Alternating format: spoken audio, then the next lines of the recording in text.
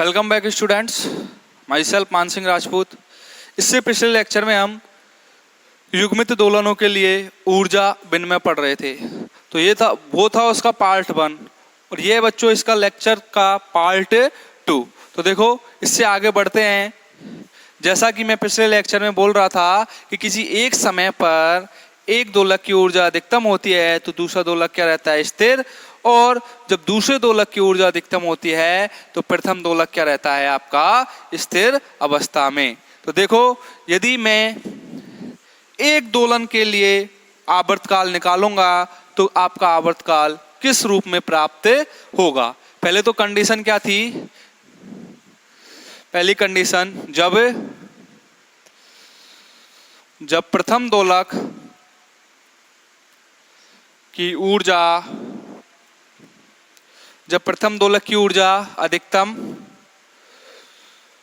अधिकतम अर्थात E1 बराबर 1/2। E1 बराबर क्या हो जाएगा बच्चों, अधिकतम ऊर्जा कितनी होगी 1/2 m omega bar square, 1/2 m omega bar square am square, जो कि क्या है मैक्सिमम। तो द्वितीय दोलक की ऊर्जा क्या होगी, द्वितीय दोलक 0 क्या रहेगा, ये स्थिर अवस्था में। ओके। कंडीशन नंबर सेकंड, जब प्रथम दोलक क्या रहेगा, स्थिर अवस्था में। जब प्रथम दोलक स्थिर अवस्था में रहता है तो द्वितीय दोलक, जब प्रथम दोलक स्थिर अवस्था में रहता है तो द्वितीय दोलक की ऊर्जा अधिकतम, तो द्वितीय दोलक की ऊर्जा क्या होगी, अधिकतम। अर्थात E2 बराबर 1/2 m omega bar square am square क्या होगी मैक्स, और E1 बराबर क्या होगी 0, जिसे बोलेंगे हम स्थिर। तो क्या पता चला युग्मित दोलनों में कि एक दोलन जब अधिकतम ऊर्जा एनर्जी गेट करेगा तो द्वितीय दोलक स्थिर रहेगा, जब द्वितीय दोलक अधिकतम एनर्जी गेट करेगा तो प्रथम दोलक क्या रहेगा, स्थिर अवस्था में प्राप्त होता है। तो देखो बच्चों, एक ऊर्जा विनिमय का आवर्तकाल अतः एक ऊर्जा विनिमय या फिर एक विस्पंद, जिसे बोल रहे हैं ऊर्जा विनिमय के एक चक्र को क्या बोल रहे थे हम, एक विस्पंद। तो अतः एक ऊर्जा विनिमय का आवर्तकाल, अतः एक ऊर्जा विनिमय का आवर्तकाल T बराबर 2π/ω2 माइनस ω1। T बराबर 2π/ω2 माइनस ω1 के बराबर होगा बच्चों। ω1 और ω2 क्या है, कंपन की प्रथम प्रसामान्य विधा और कंपन की द्वितीय प्रसामान्य विधा। इस प्रकार ऊर्जा विनिमय का आवर्तकाल दोनों आवृत्तियों के अंतर पर निर्भर करता है। अतः यहां से क्या बोल सकते हो, अतः ऊर्जा विनिमय का आवर्तकाल, अतः ऊर्जा विनिमय का आवर्तकाल, अतः ऊर्जा विनिमय का आवर्तकाल दोनों आवृत्तियों के अंतर, दोनों आवृत्तियों के अंतर, दोनों आवृत्तियों के अंतर अर्थात दोलनों के युग्मन, अर्थात दोलनों के युग्मन पर निर्भर करता है। किस पर निर्भर करता है, जो दोलन हो रहे हैं उसके युग्मन पर निर्भर करता है। ओके। तो बच्चों हम जानते हैं ओमेगा जीरो तो क्या होती है, कंपन की प्रथम प्रसामान्य विधा, और ओमेगा टू या फिर बोलते हो ओमेगा डैश क्या होती है, कंपन की द्वितीय प्रसामान्य विधा। तो यहाँ से हमको जो आवर्तकाल हम जानते हैं टी क्या मिलेगा, 2 pi over omega two minus omega one के बराबर। किसके बराबर मिलेगा बच्चों, 2 pi over omega two minus omega one के बराबर। तो देखो ओमेगा वन तो क्या होगी, कंपन की प्रथम प्रसामान्य विधा, और ओमेगा टू क्या होगी, कंपन की द्वितीय प्रसामान्य विधा। देखो यहाँ ओमेगा वन, यहाँ ओमेगा वन कंपन की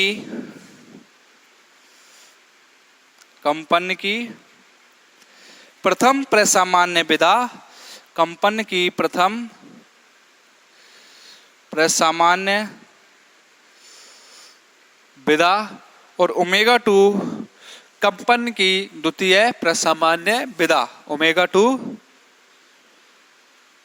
कंपन की द्वितीय प्रसामान्य विधा, कंपन की द्वितीय प्रसामान्य विधा। ओके, तो देखो omega two minus omega one calculate करने के लिए क्या करेंगे, सबसे पहले आप इसका स्क्रीनशॉट ले लीजिए जिससे मैं इसको इरेज कर दूं। ओके, इरेज कर दूं बच्चों।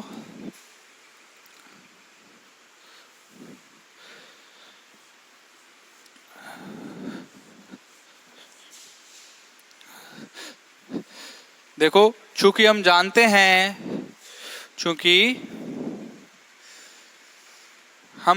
हैं ओमेगा जीरो तो क्या होता है बच्चों, under the root G over L, या फिर ओमेगा वन क्या होता है आपका, ओमेगा जीरो के बराबर, और ओमेगा टू जो होता है वो क्या होता है, ओमेगा जीरो प्लस 2k/m की पावर हाफ के बराबर, यही होता है। तो ओमेगा टू को मैं बाइनोमियल थ्योरम से खोल दूं तो देखो क्या होगा, देखो इसमें लगा दूं 1 प्लस, चूंकि 1 प्लस एक्स की पावर n क्या होता है, 1 plus N X plus dot dot dot, यही होता है। तो देखो इसको खोल दो इससे 1 प्लस एन एक्स से, अतः ओमेगा टू इक्वल टू क्या हो जाएगा बच्चों, ओमेगा जीरो प्लस, देखो n कितना है 1/2, x कितना है 2k/m, और plus dot dot dot higher order term को क्या मान लेंगे, नेगलेक्ट। तो क्या हो जाएगा, omega two equal to omega zero plus 2 से 2 कैंसिल आउट k/m, यही होगा k/m। तो अब मैं जो आपका ओमेगा जीरो है उसको क्या ले लूं, बाहर ले लूं, ओमेगा जीरो को कॉमन ले लूंगा बाहर, तो क्या हो जाएगा omega zero 1 plus k/m omega naught के बराबर। तो इसको दे दो आप इक्वेशन नंबर, देखो जो आपका t बराबर 2 pi over omega two minus omega one आया था उसको दे देना इक्वेशन नंबर 1, ये 2 और ये 3। तो समीकरण नंबर 2 और 3 से मान खा रख दोगे बच्चों आप समीकरण नंबर 1 में। तो समीकरण 2 व समीकरण 3 से मान, समीकरण 3 से मान समीकरण नंबर 1 में रखने पर देखो क्या वैल्यू प्राप्त होगी, t बराबर आवर्तकाल t बराबर 2 पाई ओवर ओमेगा टू की वैल्यू कितनी आई बच्चों, ओमेगा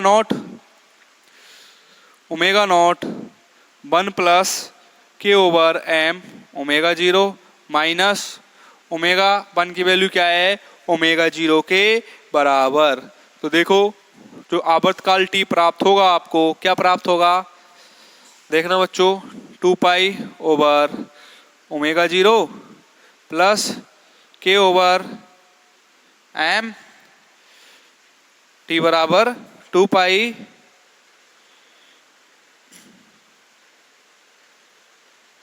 सॉरी ये क्या था आपका ओमेगा जीरो का स्क्वायर स्क्वायर स्क्वायर और ये स्क्वायर, ओके।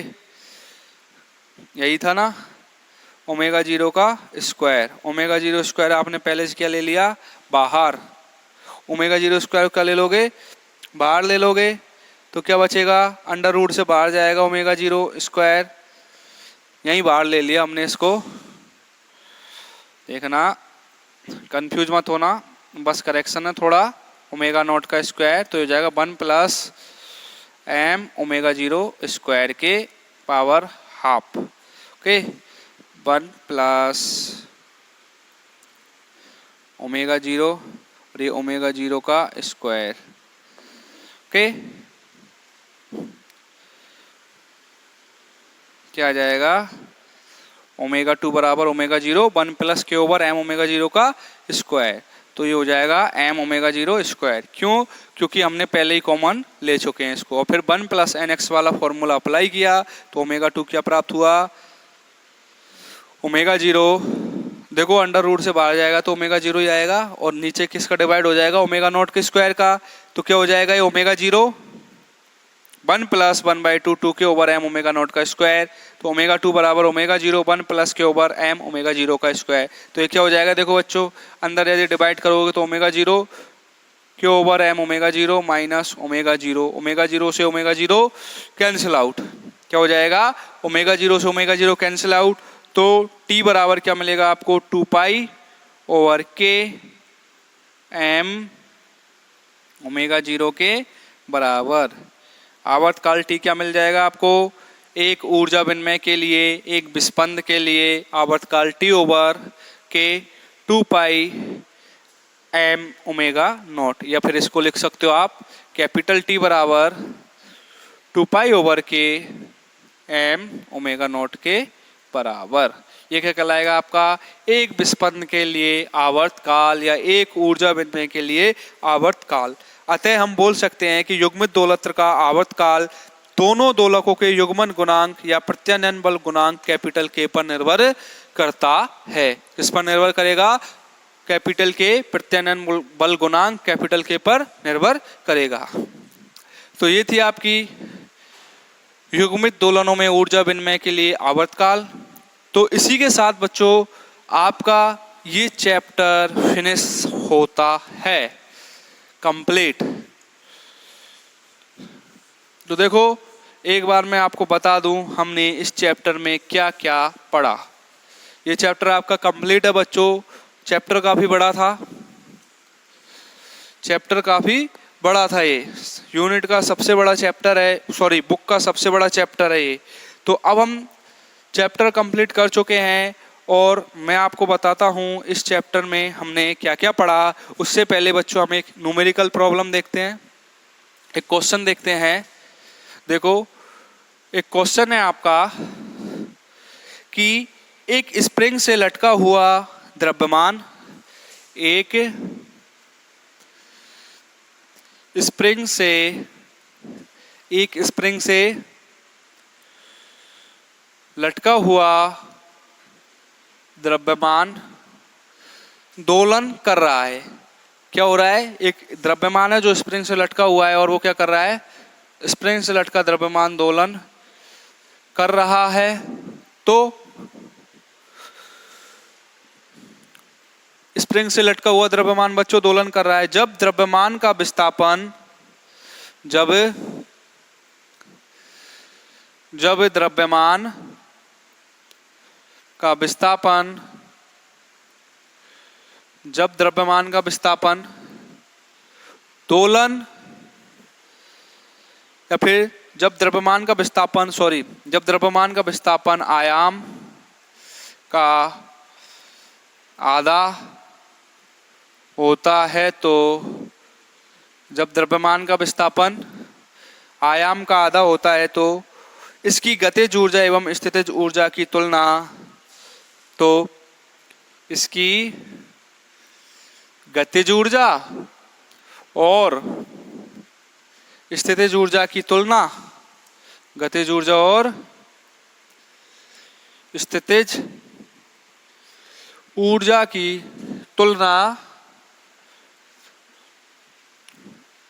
गतिज ऊर्जा और स्थितिज ऊर्जा की तुलना कुल ऊर्जा से कुल ऊर्जा से कीजिए। ओके, तो देखो सबसे पहले क्वेश्चन में आपको दिया क्या हुआ है वो पहचानो कि एक द्रव्यमान है जो स्प्रिंग से लटका हुआ है, बट इस द्रव्यमान का जो विस्थापन है, विस्थापन किससे डिनोट करते हो, x से, वो आयाम का क्या है, आधा। x बराबर क्या है, a/2 है। क्या है बच्चों, x बराबर a/2। ये कंडीशन आपको दी हुई है। एट x बराबर a/2 पर गतिज ऊर्जा और स्थितिज ऊर्जा की तुलना किससे करनी है, कुल ऊर्जा से। तो देखो चूंकि सरल आवर्त गति में, चूंकि एसएचएम में गतिज ऊर्जा क्या होती है, kinetic energy equal to X की फॉर्म में निकालना है 1/2 m omega naught square X square minus A square. अब देखो x बराबर a/2 पर काइनेटिक एनर्जी कितनी होती है, 1/2 m omega naught square, x की जगह पे क्या रखोगे a/2, तो क्या हो जाएगा a²/4 माइनस ए स्क्वायर। तो काइनेटिक एनर्जी क्या मिलेगी बच्चों आपको, kinetic energy equal to 1/2 m omega naught square, और ये क्या हो जाएगा, 4 में से 1 गया तो बच्चों, sorry, a² minus X square, a² minus X square, तो ये हो जाएगा a² माइनस a²/4। क्या होती है kinetic energy, 1/2 m omega naught square a² minus X square. तो देखो आपको जो वैल्यू मिलेगी वो अंदर क्या आएगी, 3/4 a²। तो काइनेटिक एनर्जी क्या मिल जाएगी बच्चों हमको, देखो 3/8 m omega naught square a²। इसलिए kinetic energy equal to 3/8 m omega naught square a²। इसकी तुलना किससे कर दो बच्चों, कुल ऊर्जा से। किससे कर देंगे, कुल ऊर्जा से। कुल ऊर्जा क्या होती है आपकी, एसएचएम में हमने कुल ऊर्जा निकाली थी, चूंकि एसएचएम में जो पार्टिकल, जो स्मॉल m द्रव्यमान का मास दोलन कर रहा है, एसएचएम में कुल ऊर्जा कितनी होती है, कैपिटल E बराबर 1/2 m omega naught square a² के बराबर। तो इन दोनों की तुलना कर लें पहले, काइनेटिक एनर्जी और टोटल एनर्जी की। तो इनका अनुपात निकाल के देख लूं, तुलना वैसी होगी, kinetic energy over total energy पूछा था एक तो काइनेटिक एनर्जी कितनी है, 3/8 m omega naught square a² divided by 1/2 m omega naught square a²। तो देखो m omega naught square a² से m omega naught square a² cancel out, और ये कितनी हो जाएगी, 3/4 के बराबर। अर्थात गतिज ऊर्जा और कुल ऊर्जा का जो अनुपात आया आपका किसके बराबर आया बच्चों, 3/4 के बराबर। इसी प्रकार स्थितिज ऊर्जा क्या हो जाएगी बच्चों आपकी, देखो स्थितिज ऊर्जा पोटेंशियल एनर्जी 1/2 kx², यही होती है 1/2 kx², और x बराबर क्या है, a/2। तो क्या हो जाएगा 1/2 k a²/4, और k की जगह क्या रख सकते हो, m ओमेगा नॉट स्क्वायर। चूंकि ओमेगा नॉट स्क्वायर क्या होता है, k ओवर m, तो k बराबर m ओमेगा नॉट स्क्वायर। ये क्या होती है, कोणीय आवृत्ति। तो क्या हो जाएगा ये 1/8 m omega naught square a² के बराबर। इसी प्रकार पोटेंशियल एनर्जी और टोटल एनर्जी का जो अनुपात आएगा आपका, पोटेंशियल एनर्जी और टोटल एनर्जी का अनुपात बच्चों 1/8 m omega naught square a² divided by 1/2 m omega naught square a² से कैंसिल आउट, तो कितना हो जाएगा 1/4 के बराबर। तो पोटेंशियल एनर्जी और टोटल एनर्जी का जो आपको अनुपात मिला वो क्या मिला आपको, 1/4, और काइनेटिक एनर्जी और टोटल एनर्जी का जो अनुपात मिला वो कितना मिला बच्चों आपको, वो 3/4 के बराबर। तो ये थी आपकी न्यूमेरिकल प्रॉब्लम। तो आप इसे रफ कॉपी कर लीजिए, रफ कर लीजिए, या फिर स्क्रीनशॉट ले लीजिए बच्चों, एग्जाम के पर्पज से इम्पोर्टेंट है, पूछी जा सकती है। और भी न्यूमेरिकल प्रॉब्लम्स हैं बच्चों, इसमें आपको सॉल्व करनी है। ओके, अब मैं यदि बात करूं कि हमने इस चैप्टर में क्या क्या अध्ययन किया, तो देखो वेरी शॉर्ट फॉर्म में हम एक बार इसकी समरी देखते हैं।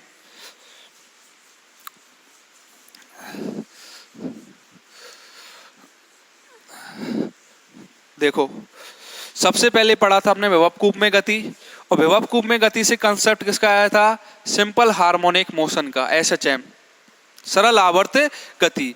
सरल आवर्त गति में क्या होता है बच्चों? ओनली ऑन एक फोर्स काम करता है, FR बराबर माइनस ऑफ KX। इसके लिए फिर विस्थापन क्या आया था? X बराबर A sine omega 0t plus phi के बराबर, और गति का अवकल समीकरण D square X over D T square plus omega naught square X equal to 0, जहां पर ओमेगा नॉट स्क्वायर क्या था? के ओवर एम के बराबर। वेलोसिटी क्या आई थी? बी बराबर क्या आया था बच्चों? देखो, omega 0 A omega naught, velocity आई थी आपकी बी बराबर A omega 0 cos omega 0t plus phi के बराबर, या फिर बी बराबर omega 0 under the root A square minus X square, यही आई थी।